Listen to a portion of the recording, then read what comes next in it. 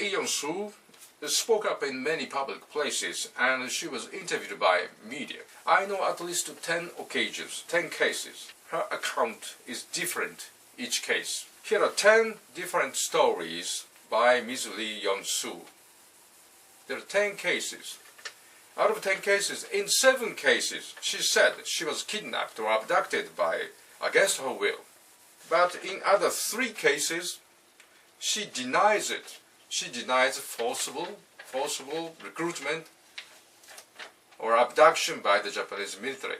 In 3 cases, she really denies it. How come the story of her own experience is different each time? 10 accounts are incoherent and contradict each other. Can you trust this kind of person and this kind of testimony? Among 10 cases, 10 occasions, the most official occasion was, of course, the public hearing of U.S. House of Representatives. There, she clearly denied her story of coercive recruitment. This public hearing was very much like a court where the accused and his lawyer were absent. Only alleged victims and the public prosecutor were given chance to speak up. There was no voice of questioning trustworthiness of testimonies. It's almost a witch hunt. You may wonder why Ms. Lee-Yong-soo's account was different every time she spoke. You can guess the reason. Yes, she was making up her story. She was fabricating her story. To put it simply, she was lying. If she tells her real experience, she must tell the same story every time. Probably she didn't have good memory. In each occasion, she had to invent new story. She was a good storyteller, but she was not a good liar. Ms. Lee-Yong-soo was not a trustworthy witness of history. The second witness is Ms. Kim Kun-ja. This woman is Ms. Kim Kun-ja, who was the other comfort woman who testified at the congressional public hearing in February 2007.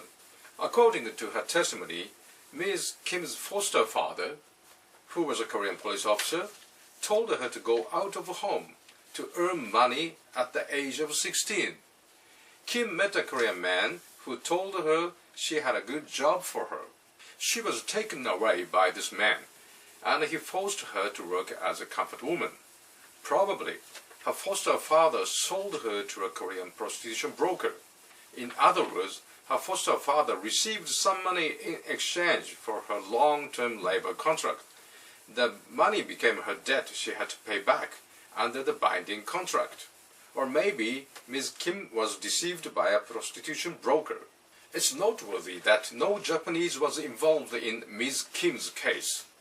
In the congressional public hearing, these 2 former comfort women, Lee-Yong-soo and Kim Kun-ja, they testified they didn't assert that they were abducted by the Japanese military or government authorities. Isn't that amazing? Ms. E, as aforesaid, changed her stories so drastically, so often. However, on the most official occasion, or congressional public hearing, she didn't tell she was forcibly recruited by Japanese authorities.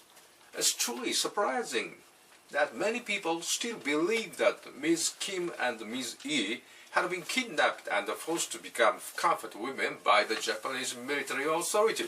Korean propaganda made people believe so.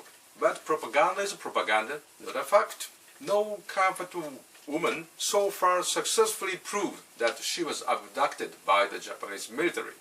The third person is Ms. Kim Hak-soon. Kim Hak-soon, this lady.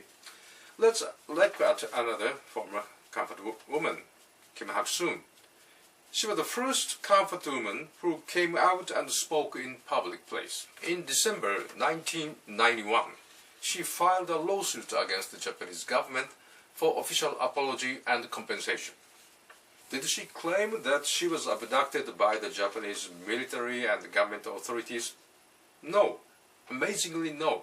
In an official petition presented at the Tokyo District Court, what did she say? Let's look.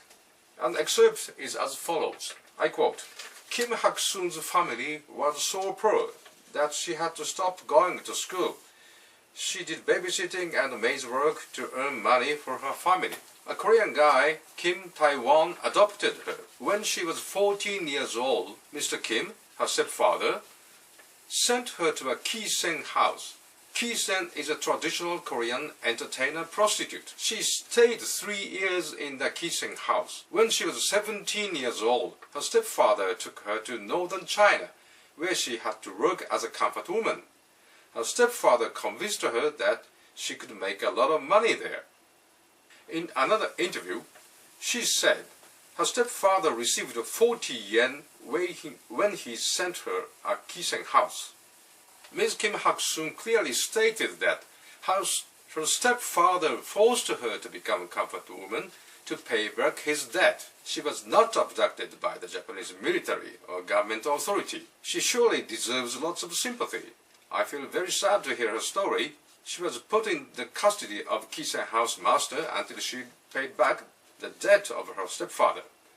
From today's viewpoint, this kind of arrangement was neither morally nor legally justified. I don't think that was the right thing. However, in those days, that kind of labor contract was legal. Japan was poor, so was Korea. Korea lost its independence and was annexed by Japan in 1911. It was like Hawaii annexed by the United States. In those days, if a family was poor, sometimes the daughters of poor families must become prostitutes to support the family. That was a prevailing social evil. That was heck of a cruel reality. 40% of comfort women were Japanese. Because of poverty, they had to become comfort women. If you ignore those social conditions of Asia 70 to 80 years ago, you cannot grasp reality of comfort women. Now let's focus on the fourth former comfort woman, Ms. Moon Ok-chu. In order to know earnings of comfort women, let's focus on the third comfort woman. Her name is Ms. Moon Ok-chu. Ms. Moon published her autobiography. She lived a life that was filled with many ups and downs. Ms. Moon managed to save up 26,000 yen and sent 5,000 yen to her family in Korea. She was able to do it in less than 3 years during World War II. In 1943, the annual salary of the Japanese Army General was 6,600 yen. The monthly salary of the army sergeant was just 30 yen. With 5,000 yen, one could buy an excellent residence in the central area of Tokyo. She sent 5,000 yen to her family in Korea. According to autobiography, she was very proud that she was a very popular comfort woman with Japanese men in uniform, from rank-and-file soldiers to generals. Here is a newspaper advertisement, recruiting comfort women. The ad appeared in a Korean newspaper, Everyday News Report, on October 27, 1944. This ad says, the monthly salary of a comfort woman is more than 300 yen, and one can borrow advance of money up to 3,000 yen. Definitely, comfort women were professional prostitutes. They were not sex slaves.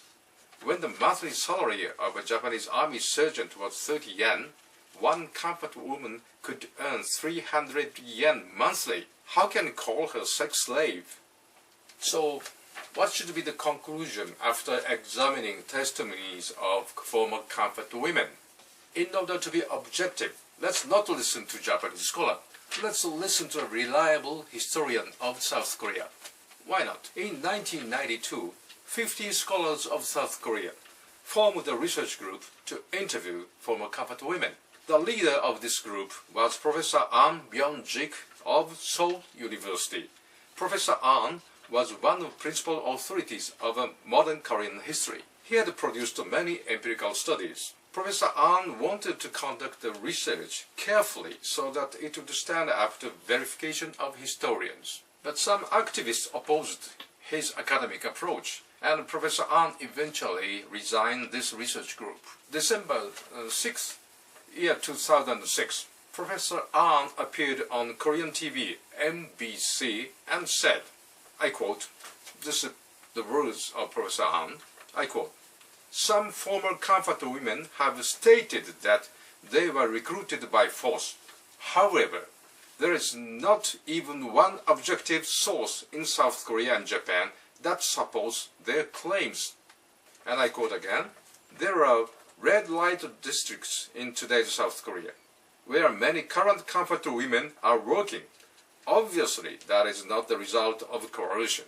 We had better conduct research to find why this phenomenon occurs, unquote. Some Koreans became furious with Professor Ahn, but he didn't take back his words. He's a courageous man. In March 2007, Professor Shimada Youji of Fujii Prefectural University of Japan interviewed Professor Ahn. He commented as follows, to the best of my knowledge, no sources exist proving that the Japanese military authority abducted women and forced them to serve as comfort women. That was an era in which many girls of poor families must become prostitutes. There was no need for coercive recruitment of comfort women. There is no evidence to prove official coercion. That is a fact. I cannot deny it. Unquote. This is the conclusion. Yoshida's fake book. Next, I have to talk about one Japanese liar. His name is Yoshida Seiji. Yoshida published his book My War Crimes in 1983. His book is often quoted as source material of coercive recruitment of comfort women. In his book, Yoshida stated that he abducted 205 young Korean women and forced them to become comfort women against their will. He also said he did it on Jeju Island of South Korea in 1943. Yoshida Seiji is this guy, and his book, My War Crimes in Japanese, is this book, published in 1983. And Jeju Island is this island. However, Yoshida's book was eventually proved to be false and fiction as a whole. Yoshida told a falsehood. He was a communist, and he ran for local assembly as a party member of Japan Communist Party. Yoshida's book was translated into Korean in 1989. That caused a sensation in South Korea. Only after publishing Yoshida's book in South Korea, South Koreans started talking about coercive recruitment of comfort women. It was a South Korean journalist who proved that Yoshida's book was false. That was Ms. Ho Young-son of the Jeju newspaper. Ms. Ho conducted her own investigation on this issue, and her report was published on the Jeju newspaper dated August 4th, 1989. She interviewed many elders of the island, Jeju Island, and concluded as follows. I quote, Yoshida's book is sheer nonsense. The island residents completely denied Yoshida's account. Unquote. Yoshida didn't capture any woman. Later, Professor Hata Ikuhiko of Takushoku University questioned